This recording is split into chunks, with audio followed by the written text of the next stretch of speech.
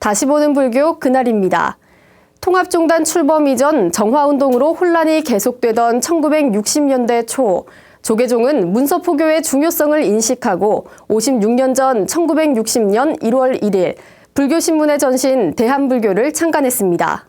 당시 비구와 대처 간의 분규는 일간지에서도 다룰 만큼 세간의 관심사였는데요.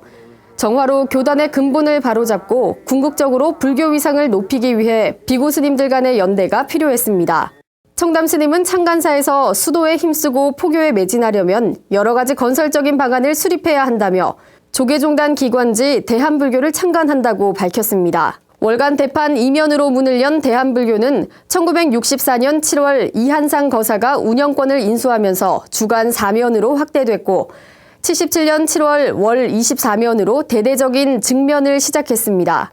1980년 10월 27일 범난과 함께 신군부가 언론 통폐합을 단행하면서 강제 폐간됐다. 그해 12월 21일자로 복간되면서 제호를 불교신문으로 변경했습니다. 총무원의 소식부터 교리, 문예, 사회적 문제 등 다양한 분야를 다룬 불교신문은 숭산 스님을 비롯해 운허 법정 스님, 고은, 조지훈, 서정주 등의 시인도 참여했습니다. 2003년에는 교계 최초로 주 2회 발행을 시작하며 교계 소식과 포교 활동에 매진하고 있습니다. 2001년 12월 31일 치열한 수행자의 삶으로 일관했던 조계종 10대 종정 해암 스님이 합천 해인사 원당암 미소굴에서 입적했습니다.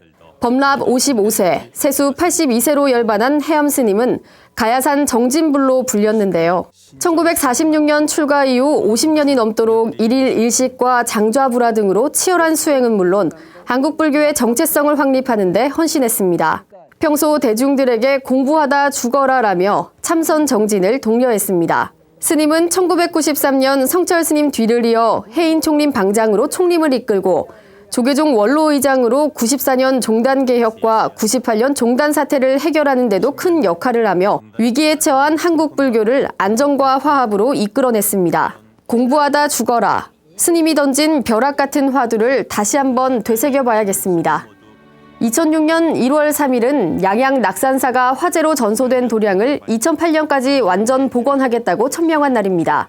2005년 4월 4일 밤 강원도 양양군 야산에서 발생한 산불은 5일 낙산사를 비롯해 가옥 등 40여 개 동과 산림 150만여 제곱미터를 태웠습니다.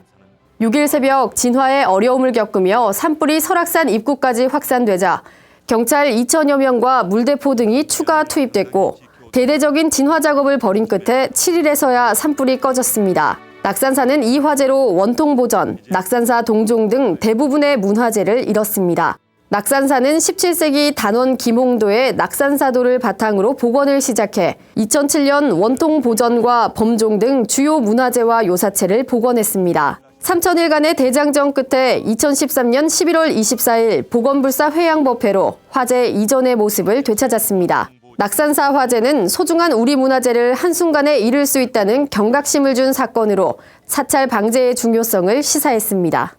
2007년 1월 1일 국립공원 입장료가 폐지됐습니다. 불교계는 1996년부터 국립공원 입장료 폐지를 주장해왔는데요. 당시 총무원장 지관 스님은 국립공원은 국민정서 함양을 위한 휴식처로 입장료는 국가가 재원으로 조달해야 한다고 밝혔습니다. 국립공원 입장료와 별도로 국립공원 사찰들은 문화재 관람료를 계속 징수하기로 결정했는데요. 문화재 관람료는 민족문화유산을 지키기 위한 최소한의 비용으로 해당 사찰은 지속적으로 지출되는 문화재 보호 관련 비용과 주변 탐방로 정비, 교육 등의 예산을 이곳에서 충당하고 있습니다. 하지만 사찰을 이용하지 않는 단순 등산객과 단풍객들은 문화재 관람료 징수가 부당하다며 논란을 이어오고 있습니다. 오랜 시간 지속되어 온 문화재 관람료 논란, 문화재 보호를 위한 정부의 안정적인 정책 마련이 있어야만 해결 가능한 문제로 보입니다. 지금까지 다시 보는 불교 그날이었습니다.